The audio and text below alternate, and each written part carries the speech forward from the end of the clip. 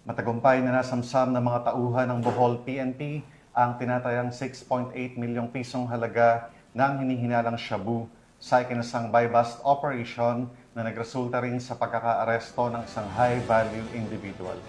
Muling nagpaalala ang pambansang pulisya sa publiko na makipagtulungan sa mga otoridad at agad i-report ang anumang kahina-hinalang aktibidad upang tuluyang mapanatili ang isang ligtas at drug-free na komunidad. Patrolwoman Nikia Cañedo sa Balita.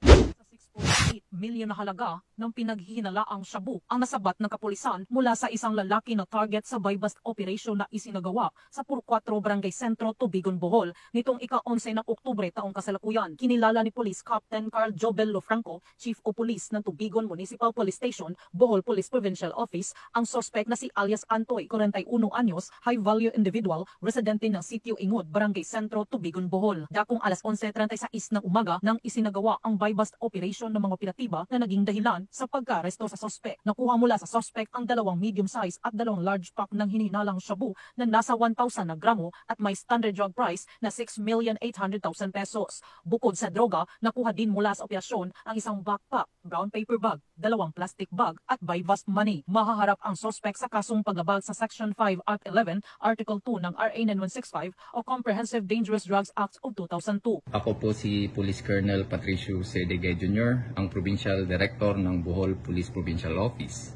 Ang tagumpay na ito ay bunga ng masusing pagmamanman at koordinasyon at walang sawang dedikasyon ng ating mga kapulisan laban kontra iligal na droga. Sa pamamagitan ng ganitong mga operasyon, ating pinatutunayan na seryoso ang Bohol PNP sa pagpapanatili ng kapayapaan at kaayusan sa ating lalawigan. Nais naming paalalahanan ang publiko na maging mapagmatsyag sa inyong mga komunidad.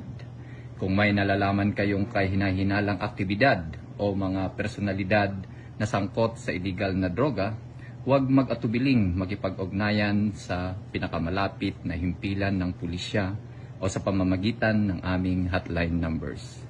Ang inyong pakikipagtulungan ay napakahalaga upang tuluyan masugpo ang banta ng illegal na droga sa ating mga kabataan at komunidad. Patuloy nating ipagmalaki ang ating kooperasyon sa PNP.